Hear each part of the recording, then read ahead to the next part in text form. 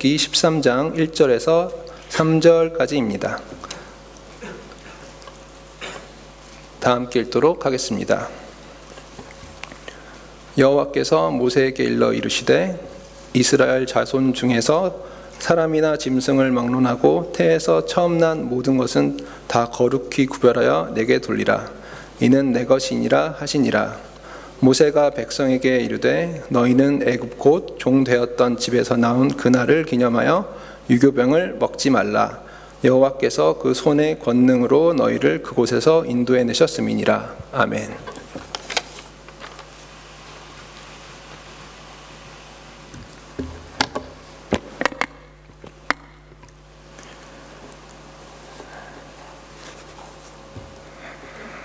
오늘 여러분들 가운데 또 오늘 예배 가운데 하나님의 은혜가 가득하기를 소망합니다. 우리는 계속해서 이 십자가에 대해서 함께 나누고 있습니다. 십자가 복음을 믿어 구속받은 사람, 즉 구원받은 사람들에게 있어야 할 중요한 한 가지 결과, 그거 오늘 함께 살펴보고자 하는데요. 오늘 본문은 출애굽기로서 6월절 말씀, 6월절 사건과 관련되어 있는 말씀입니다. PPT가 준비되어 있지 않을 텐데 오늘 여러분들이 읽었던 3절 말씀을 다시 한번 보면, 모세가 백성에게 이르되 너희는 애굽 곧 종되었던 집에서 나온 그날을 기념하여 유교병을 먹지 말라. 여호와께서 그 손의 권능으로 너희를 그곳에서 인도해 내셨음이니라. 애굽에서 너희를 인도한 날, 이것을 기억하여 지켜라. 이것이 바로 유대인들의 3대 절기 중에 하나인 6월절입니다. 6월, 한자어로 넘을 유, 넘을 월, 무엇인가가 그들에게 넘어갔다라는 의미를 담고 있습니다. 이스라엘 백성들에게 도대체 무엇이 넘어간 것일까? 출애굽기 12장 21절 말씀부터 한번 우리 말씀을 보면서 함께 살펴보고자 합니다. 모세가 이스라엘 모든 장로를 불러서 그들에게 이르되 너희는 나가서 너희의 가족대로 어린 양을 택하여 6월절 양으로 잡고 우슬초 묶음을 가져다가 그리스 담은 피에 적셔서 그 피를 문 임방과 좌우 설주에 뿌리고 아침까지 한 사람도 자기 집 문 밖에 나가지 말라. 어린 양 잡아라. 6월절 어린 양의 피를 문 임방과 좌우 설주에 뿌려라. 문 설주와 임방은 그림에 보는 것처럼 양 옆에 양쪽에 세워져 있는 기둥이 설주이고, 그리고 아래 위로 있는 것들이 임방입니다. 그래서 문 사방에 피를 뿌려 놓아라. 여기다 왜 피를 뿌려 놓아야 되냐 하면 계속해서 말씀이 이어집니다. 여호와께서 애굽 사람들에게 재앙을 내리려고 지나가실 때에 문 임방과 좌우 문설주의 피를 보시면 여호와께서 그 문을 넘으시고 멸하는 자에게 너희 집에 들어가서 너희를 치지 못하게 하실 것임이니라. 너희는 이 일을 규례로 삼아 너희와 너희 자손이 영원히 지킬 것이니라. 너희는 여호와께서 허락하신 대로 너희에게 주시는 땅에 이를 때에 이 예식을 지킬 것이라.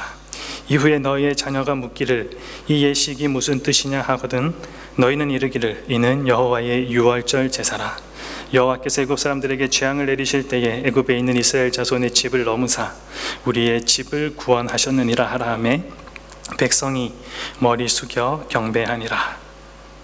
이스라엘 자손의 집에 죽음의 재앙이 넘어갔다. 6월, 이것을 6월절 제사라 이야기해라.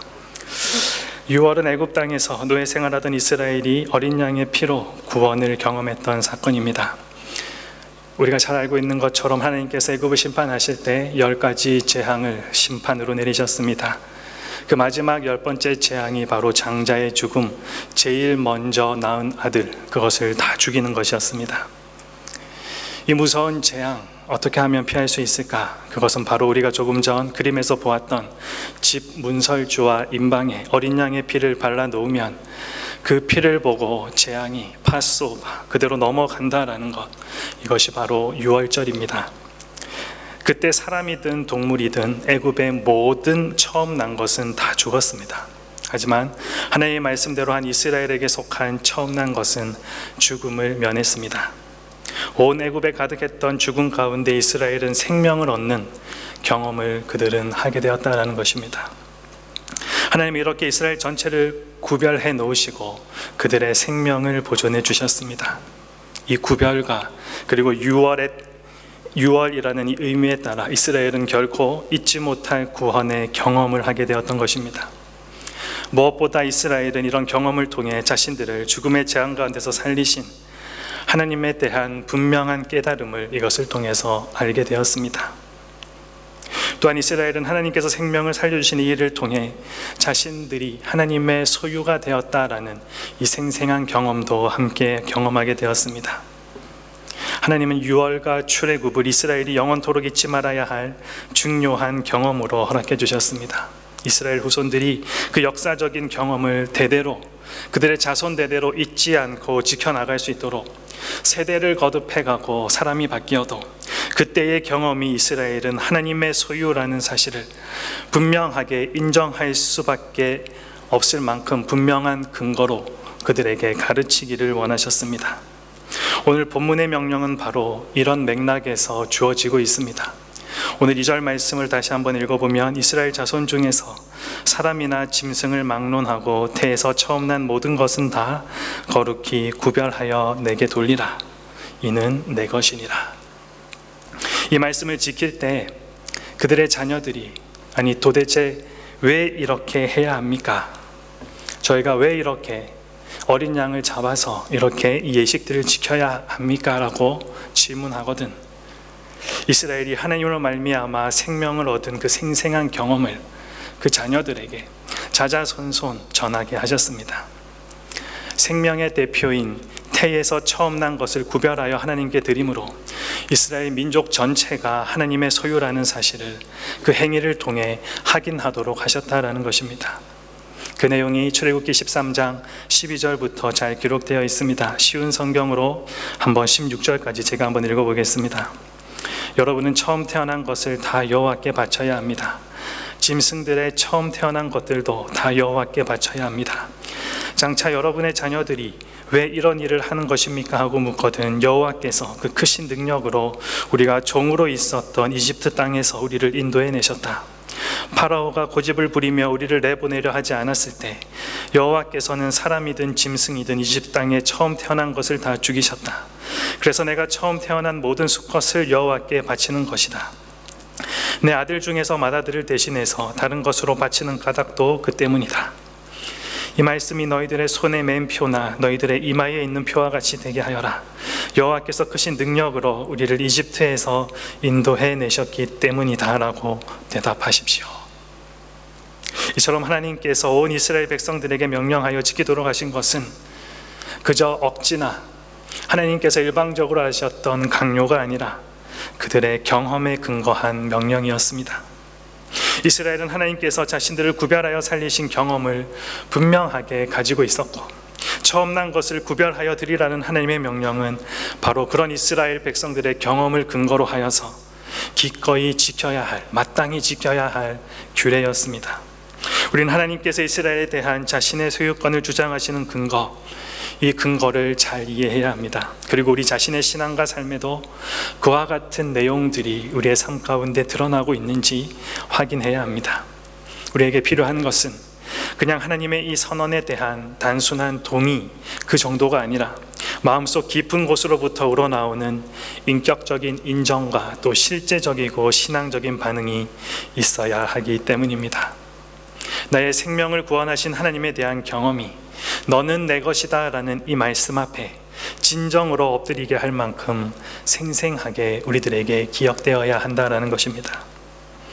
이스라엘 백성들의 생명은 어린 양의 피로서 베푸신 하나님의 은혜의 행위에 따라 이루어진 결과였습니다.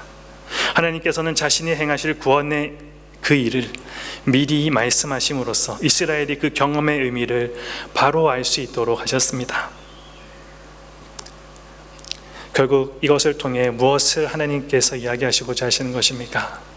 예수님의 십자가 사건을 이야기하고자 하는 것입니다. 어떻게 보여주고 있습니까? 하나님은 그저 내가 애굽 사람의 집에는 죽음의 재앙을 내리고 이스라엘 백성에게는 내리지 않겠다 이렇게 말씀하지 않으셨습니다. 출애굽기 12장 13절 말씀을 한번 읽어보면 내가 애굽 땅을 칠 때에 그 피가 너희가 사는 집에 있어서 너희를 위하여 표적이 될지라. 내가 피를 볼 때에 너희를 넘어가리니 재앙이 너희에게 내려 멸하지 아니하리라. 하나님께서는 고르셔서 선택한 이스라엘 백성들에게만 재앙이 임하게 하지 않았던 것이 아니라 모든 애굽 땅 가운데 임하게 하셨는데, 하나님의 이 말씀대로 애굽을 치실 때 이스라엘 백성의 집들을 포함한 애굽 온 땅을 두루 다니셨습니다. 그리고 문설주와 임방에 바른 피를 보시고 그 피가 발라져 있는 곳은 그 죽음의 재앙이 그냥 넘어갔습니다. 만일 거기에 피가 없었다면, 이스라엘 백성이라고 할지라도 그곳에 피를 발라놓지 않았더라면 아마 재앙을 내리셨을 것입니다. 하나님은 오직 어린 양의 피가 아니면 살 수 없다는 그 자신의 분명한 선언에 따라 심판을 행하셨습니다. 이스라엘 집에 재앙이 내리지 않았던 것은 바로 어린 양의 피 때문이었습니다. 그들도 얼마든지 죽을 수밖에 없는 상황이었지만 어린 양의 피 때문에 그들이 죽지 않았다라는 것입니다. 여러분, 어린 양의 피가 무엇입니까? 그 피는 앞으로 있을 예수 그리스도의 피에 의한 구원을 의미하고 상징하는 것입니다. 즉, 이스라엘은 어린 양의 피가 상징하는 이 예수 그리스도의 희생 안에서 하나님의 살리심을 경험했다라는 것입니다. 그들은 바로 그런 경험 아래서 너희는 내 것이라는 이 하나님의 말씀을 듣게 되었습니다. 자기 백성에 대한 소유권을 주장하신 하나님의 말씀에는 이처럼 분명한 근거가 있다라는 것입니다. 이런 배경을 모르는 사람은 자신의 생명에 대한 하나님의 소유권을 잘 인정하지 못합니다. 이스라엘 백성들 역시 하나님이 베푸신 구원을 경험했고 그 생생한 역사가 없었다면 하나님께서 너는 내 것이다 라고 말씀하시는 이 말씀 앞에 그들이 반응할 수 없었을 것입니다. 또 그 이후에 시내산에서 모세를 통해 주셨던 십계명, 그리고 많은 하나님의 유례와 또 법도들을 그들은 받아들일 수도 없고 지킬 수도 없었을 것입니다. 도대체 당신이 누구신데 우리 보고 이 법을 지키라고 하십니까? 그러나 이스라엘 백성들은 분명한 구원을 경험했습니다. 애굽 땅에 있을 때 다른 사람의 첫째들은 다 죽어가고 있는데 자신의 첫째만 사는 경험을 분명히 생생하게 했습니다. 하나님이 허락하신 생명을 그들이 분명하게 경험했다는 것입니다. 그래서 그들은 너는 내 것이라는 이 말씀을 부인할 수도 없었고 하나님의 명령을 듣지 않을 수도 없었습니다. 하나님께서는 오늘날 예수 그리스도를 믿는 자들에게도 너는 내 것이다 말씀하고 있습니다. 여러분은 어떻습니까? 여러분도 이스라엘 백성들처럼 하나님의 주권적인 구원을 경험한 하나님의 소유임을 인정하고 살아가고 있습니까? 너는 내 것이라며 우리에 대한 소유권을 주장하시는 하나님의 말씀에 분명한 근거가 있음을 알고 이스라엘 백성들이 그랬던 것처럼 우리도 그 말씀을 아멘으로 받아들이면서 살아가고 있습니까? 예수 그리스도의 피로 베푸신 하나님의 구속의 은혜를 알지 못하는 사람은 자신에 대한 하나님의 주권, 이것도 인정하기가 참 쉽지가 않습니다. 오히려 하나님의 주권을 못마땅하게 생각합니다. 내 인생 내가 사는 건데 왜 하나님께서 계속 이래라 저래라 하실까? 왜 자신의 뜻대로 살라고 하실까? 그러나 출애굽한 이스라엘 백성들처럼 어린 양의 피로 말미암은 분명한 구속의 이 경험에 근거한 신앙을 가진 이들은 다릅니다. 바로 그리스도인들이 그렇습니다. 그들은 하나님의 아들이 역사 속에 오셔서 십자가에 달려 죄인들을 위해 흘리신 피와 그 피로 인해 받은 구원을 믿습니다. 그들의 믿음의 근거는 이스라엘의 출애굽 경험만큼이나 역사적인 것이고 그보다 더 놀라운 것입니다. 그러므로 참된 그리스도인이라고 한다면 너는 내 것이라는 이 하나님의 선언을 우리는 인정하지 않을 수밖에 없다라는 것입니다. 그리스도인이란 다름 아닌 예수 그리스도의 구속의 은혜를 믿어서 그의 피로 말미암아 구속함을 받은 자들을 가리키는 말입니다. 그리스도인은 그러한 사실 때문에 자신이 하나님의 소유, 하나님의 자녀, 하나님의 백성이라는 것을 알게 되는 것입니다. 고린도전서 6장에서 바울이 우리들에게 이렇게 말하고 있습니다. 너희는 너희 자신의 것이 아니라 값으로 산 것이 되었다. 바울의 이 말씀처럼 그리스도인의 생명은 더 이상 자기 자신의 것이 아니라 하나님께서 값으로 주고 사신 하나님의 것입니다. 이런 면에 있어 출애굽한 이스라엘과 그리스도인들은 동일한 조건 가운데서 살아가고 있습니다. 하나님은 어린 양의 피로 구속하여 살리신 이스라엘 백성들에게 자신의 소유권을 주장하셨듯이 예수 그리스도의 피를 값으로 지불하여 사신 자들에게도 너희는 너희의 것이 아니고 내 것이다 라고 말씀하고 계신다라는 것입니다. 그러므로 출애굽을 경험한 이스라엘 백성들이 자신들은 하나님의 소유임을 인정하고 믿었듯이 그리스도인들 또한 하나님의 값으로 산 자로서 더 이상 자신은 자신의 것이 아니라 하나님의 것이라는 이 사실을 분명히 인정하는 믿음으로 이 땅 가운데서 살아가야 한다라는 것입니다. 그리고 바울이 고린도전서 6장에서 값으로 샀다라는 이 표현, 그저 우리가 어떻게 구원받았는가 거기에 대해서만 우리들에게 말씀하고 있는 것이 아니라 구원 이후에 하나님의 백성으로서 우리의 삶이 어떠해야 하는가, 그것에 대해서도 말해주고 있습니다. 지금은 우리가 상상을 할 수 없지만 옛날 노예가 있던 시절, 주인이 노예를 사면 노예는 자신을 사들인 주인에 대하여 특정한 관계와 의무를 가지게 되었습니다. 주인의 말에는 무조건 순종이고 복종이었습니다. 왜냐하면 자신의 몸값을 그 주인이 내고 샀기 때문에 그렇습니다. 이처럼 하나님이 우리를 값으로 사심으로써 우리도 하나님에 대한 특정한 관계와 의무를 가지게 되었습니다. 십계명과 하나님이 정하신 규칙들을 자신의 것으로 소유하게 되는 것, 이것이 우리들에게 온 결과입니다. 즉 값으로 샀다는 표현은 우리가 하나님의 말씀을 따라 살아야 할 하나님의 소유가 되었음을 강조해주고 있다는 것입니다. 그러나 여기서 가장 중요한 것은 하나님이 우리를 사기 위해서 값으로 지불했던 것입니다. 그것이 무엇입니까? 베드로전서 1장 18절 말씀에 너희가 알거니와 너희 조상이 물려준 헛된 행실에서 대속함을 받은 것은 은이나 금같이 없어질 것으로 된 것이 아니요 오직 흠없고 점없는 어린 양 같은 그리스도의 보배로운 피로 된 것이니라. 그리스도의 보배로운 피, 그것은 바로 하나님의 아들의 피입니다. 하나님은 다른 어떤 것과도 비교할 수 없는 최고의 가치를 지불하고 우리를 사셨습니다. 아들의 피를 값으로 지불하셨고 우리는 그 피로 구원을 받고 하나님의 소유가 되는 놀라운 은혜를 경험하게 되었다라는 것입니다. 우리가 이것을 머리로만 아는 것이 아니라 정말로 우리 영혼 가운데 지울 수 없는 경험으로 새겨져야 하는 말씀입니다. 하나님의 아들의 피가 나를 위해 흘려졌다. 그런데 우리를 살리기 위한 값으로 다른 것이 아닌 예수님의 피가 지불되었던 이유는 무엇입니까? 그것은 우리의 이전 상태와 연관이 있습니다. 우리는 죄 아래에 있는 죄의 노예로서 우리가 범한 죄 때문에 우리는 반드시 죄의 삭신 사망의 결과에 이르러야 하는 죄인들이었습니다. 죄인 스스로는 이 죄와 사망의 문제를 해결할 수도 없고 그저 자기 죄의 삭신, 이 사망을 받아야 하는 그 운명 가운데 살아갈 뿐이었습니다. 하나님께서는 그렇게 스스로는 죄를 처리할 수 없는 우리를 친히 구원하시려고 하나님의 아들이 친히 죄 없는 인간으로 오셔서 죄 있는 사람들의 죄를 대신하게 하셨습니다. 이것이 대속입니다. 대신 사하여 주셨다. 하나님이 우리를 죄와 사망으로부터 구원하시기 위해 하셨던 방법, 우리는 이 사실을 충분히 그리고 깊이 묵상해 볼 필요가 있습니다. 유명한 말이 있습니다. 죄를 지어서 죄인이 아니라 죄인이기 때문에 죄를 짓는다.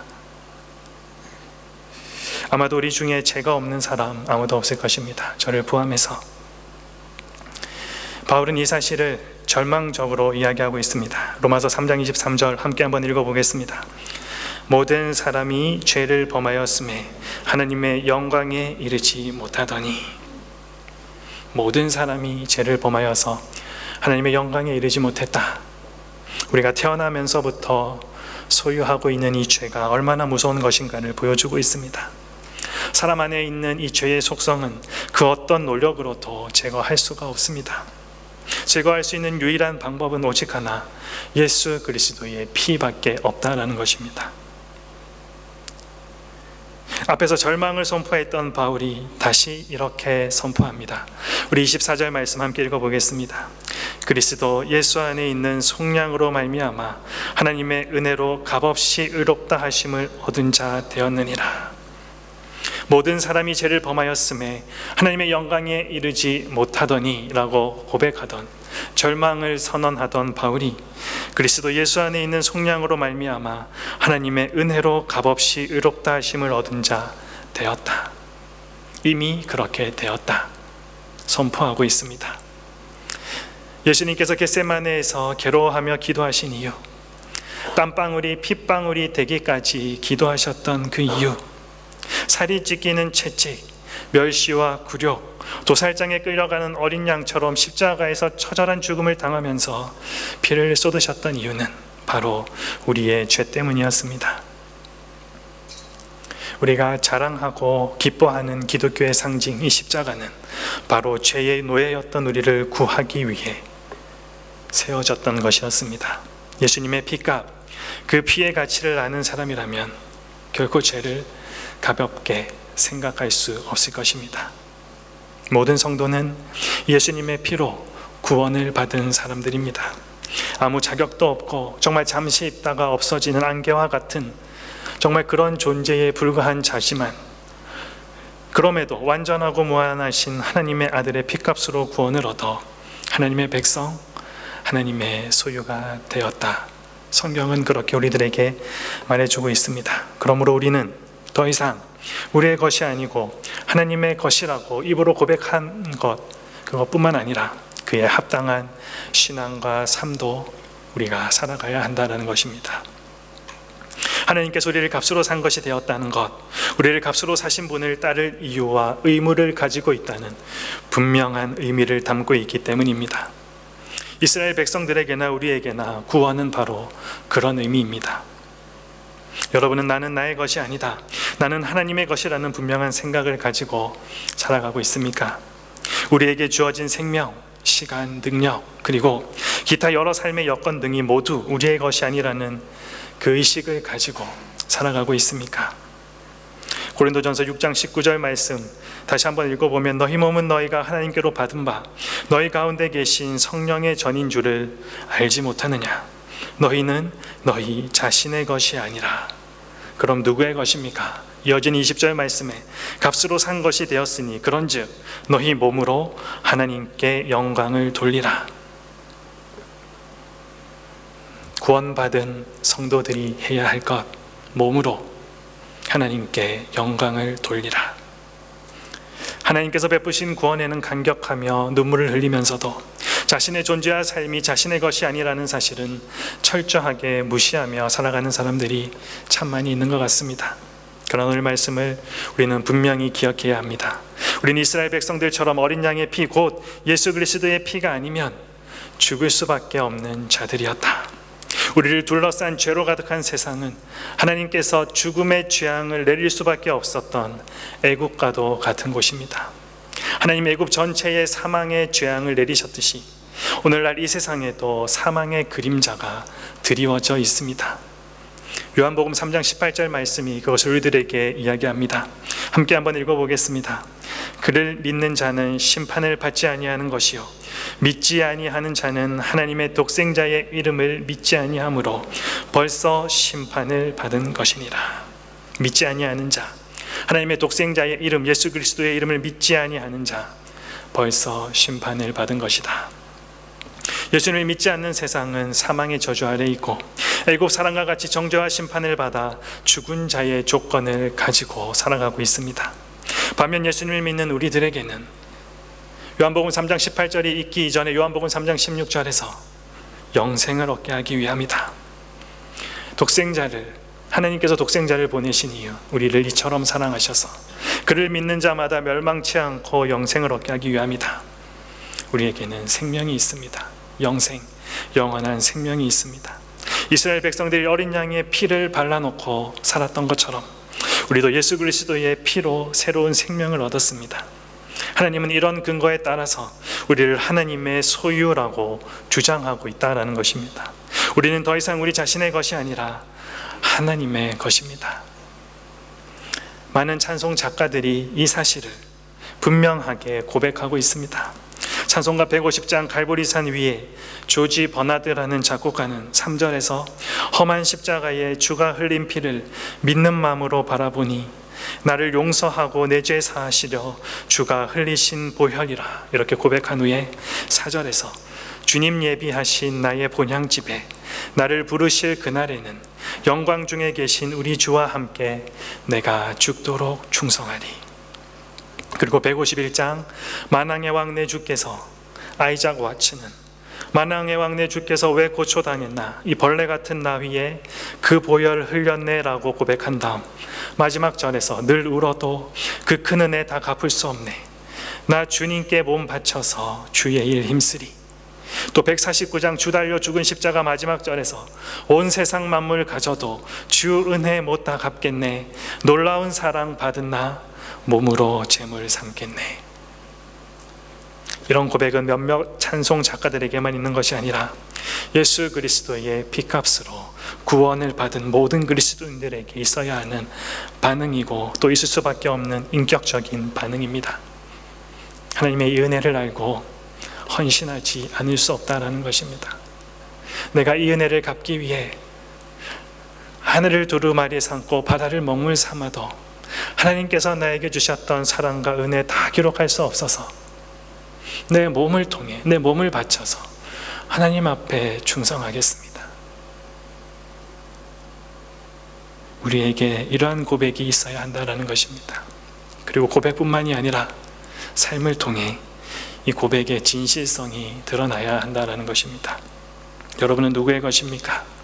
십자가의 복음, 그 구속의 은혜를 입은 자라면 거룩이라는 분명한 특징이 요구됩니다.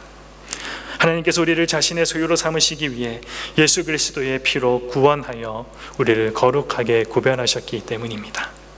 그리고 하나님의 소유된 백성이라면 바울과 여러 찬송 작가들이 고백했던 것처럼 자신의 몸으로 하나님께 영광 돌리는 헌신이 있어야 합니다. 참된 헌신은 십자가에 대한 바른 이해로부터 출발하게 되기 때문입니다.